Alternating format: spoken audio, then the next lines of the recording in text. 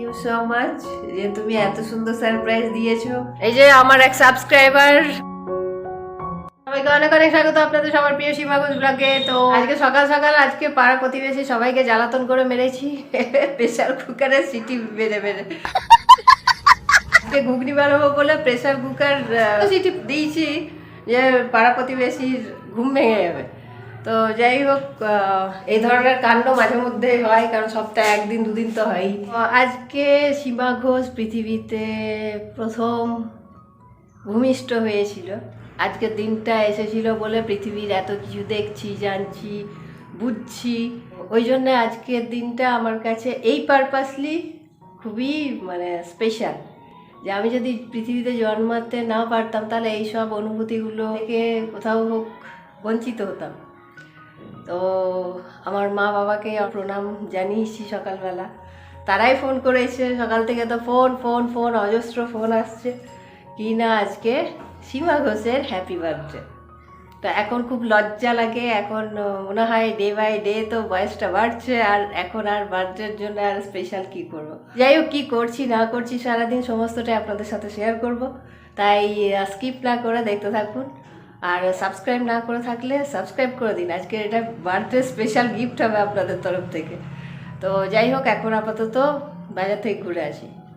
তো এই হচ্ছে সবজিপত্র নিয়ে এলাম, টুকটাক বানাবো। তো দেখি কোনটা বানাই, দেখি আজকে স্পেশাল কি খাওয়া দাওয়া করা যায়।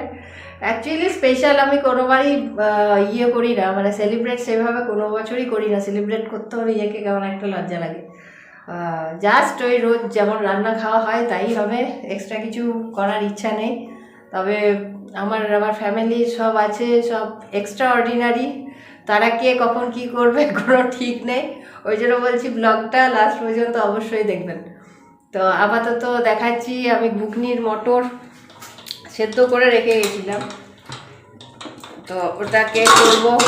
কারণ মিঠির ফরমাইশ যে মা আজকে ঘুগনি আর লুচি হবেই, আর ঠিক আছে। ঘুগনির মটর সেদ্ধ করা আছে, ঘুগনিটা বানিয়ে রাখবো, রাত্রে জাস্ট লুচিটা ছেঁকে নেবো, তাহলে আমাদের রাত্রের ডিনারের ঝামেলা থাকবে না। ঘুগনিটা ও দিনের বেলায় ভাতের সাথেও খায়, ও ঘুগনি এত বেশি ভালোবাসে যে কিছু বলার নেই। তো যাই হোক, আর আমার এই চোখটা আবার কিন্তু একটা রেড রেড ভাব চলে এসছে। এটা মাঝে মধ্যে হচ্ছে, যেহেতু আমি চশমা বহুকাল হলো পরিনি, প্রায় 1 বছর হলো। তো গোটা গোটা কাঁচা লঙ্কা দিয়েছি, পেঁয়াজ, আদা, রসুন। মেয়ে যেহেতু ঝাল বেশি খেতে পারে না, লঙ্কার গুঁড়ো বা কাঁচা লঙ্কা কেটে দিতে পারি না। এরপর করবো মাশরুমটা। আর ঘুগনি টুগনি করা থাকলে কি হয়, রাত্রেবেলা আর কোনো ঝামেলা থাকে না, কারণ দুজন মানুষ, আবার রাত্রেবেলায় আবার রুটিতে খাওয়ার জন্য কিছু করতে বড় বিরক্ত লাগে।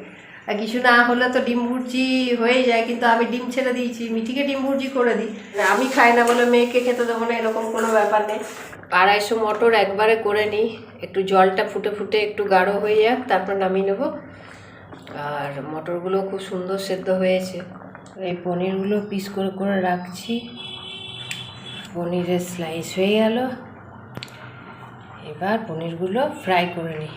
এই পনিরটা ফ্রাই করলে একটা সুবিধা হচ্ছে যে পনিরগুলো শক্ত হয় না। এই যে ঘুগনি রেডি, এখানে ব্রকলি সব আছে, এগুলো সর্টে করে রেখেছি। আর এখানে মশলা হচ্ছে, যে ব্রকলি হয়ে গেছে, মটরশুঁটি, গাজর, আলু দিয়ে। এবার ধনেপাতা দিয়ে দেবো।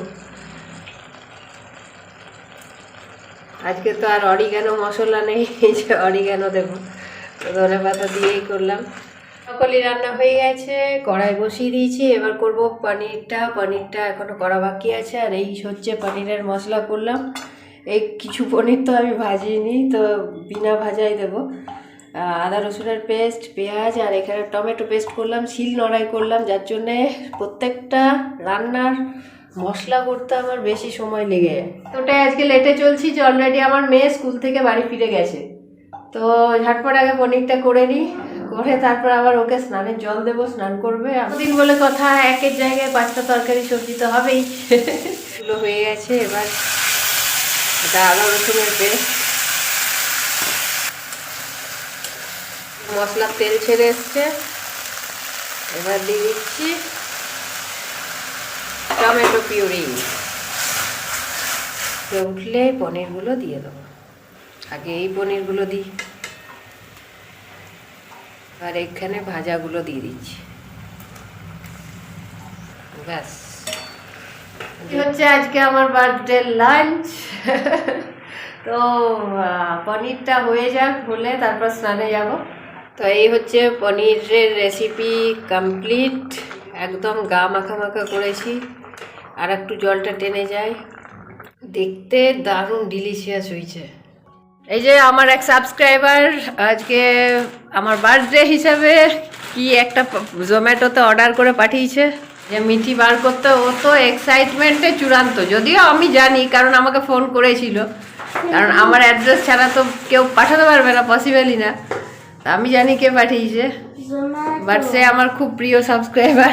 খোল, ওপেন কর, দেখি কি অর্ডার করেছে।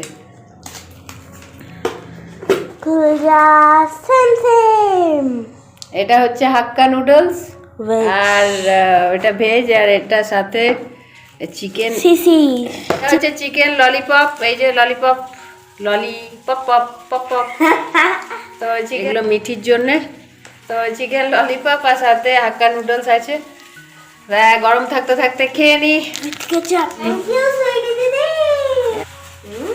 নো ডাউট ওদের তো এগুলো খুব প্রিয়, ভালোবাসে খেতে। এখন খুশির জোয়ার ভেসে যাচ্ছে। তো থ্যাংক ইউ আমার সুইটি সোনা, থ্যাংক ইউ সো মাচ, যে তুমি এত সুন্দর সারপ্রাইজ দিয়েছো আমার জন্যে, মিঠির জন্য খাবার জোম্যাটোতে অর্ডার করেছো, তার জন্য অনেক অনেক থ্যাংক ইউ। আর খুব ভালো থাকো। তো আমি তো বলেইছিলাম যে আমার মানে সারাদিনে কি হবে সেটা আমি নিজেও জানি না, আমার ফ্যামিলি মেম্বাররা কি করতে পারে না পারে আইডিয়ার বাইরে। এখন গরম থাকতে থাকতে আগে খেয়ে নিই।